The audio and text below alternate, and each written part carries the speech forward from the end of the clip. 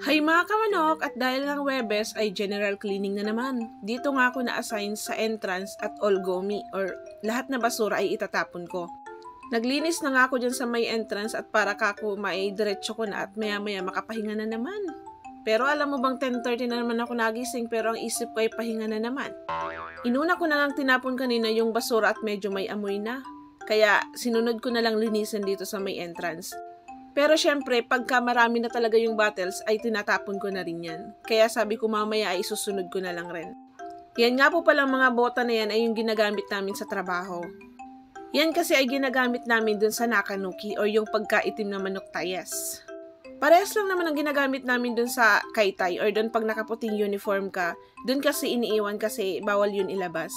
Ay sa totoo lang napilitan lang talaga ako maglinis niyan, mga bandang 2:00 na ako nagsimula niyan. Dapat nga po talaga kaninang umaga ay kasama ako pagpunta doon sa bilihan ng mga murang isda, kaya lang talagang tinamad ako. Sorry na. Sakto kasi ay bagong gising pa lang ako ay biglaan rin lang pala silang pumunta doon, kaya lang hindi na talaga ako nakapagsama. Kaya kanina, pagkatapos kong kumain ng lunch, ay nagluto na lang ako ng munggo. Pang 1 lingguhan na namang pagkain to. Anyways, at dahil nga August pa lang ay talagang summer pa rin dito, kung makikita nyo nga ay tirik ng araw.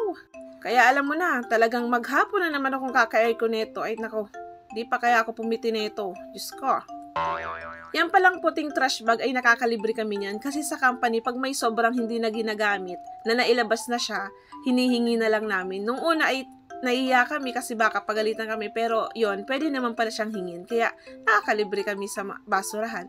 At sabi ko nga po noon ay talagang stricto po dito pagdating sa basura. Talagang nakaseparate dapat yung inkan, mga bote, at mga nabubulok. At pagkatapos ko ang maglinis, tinapon ko na yung mga plastic bottle. Hindi pa nga kapunuan pero napagdesisyonan ko na talagang gusto ko siyang itapon. Di ko rin matiis. Dito nga ako naglalakad papunta doon sa Nakanuki. Dito kasi rin ang area ng tapunan ng basura. Pagdating ko nga ay malinis, parang na-pick up na yung mga basura ng mga nakaraang linggo. And base lang po sa experience ko and sa mga nalalaman ko, swertehan rin po talaga kung saan ka ma-stay na company. At masasabi ko nga pong swerte talaga namin dahil dito kami napunta. Kasi sa totoo lang pagdating po namin dito, may matitirahan na talaga kami at kompleto na talaga sila. Gaya nitong washing machine. Pagkatapos mo siyang paikutin lang, ay mamaya ida-dryer mo na lang, ay magtutupi ka na lang. Kaya nga po kahit pagod sa trabaho, hindi talaga kami nahihirapan sa paglaba. At nung first time nga po namin dito mag-stay nako, pinag-shopping pa kami ng mga boss namin. O siya mga kamanok, next vlog na lang ikwento ko po ha. Salamat sa panonood, Janet!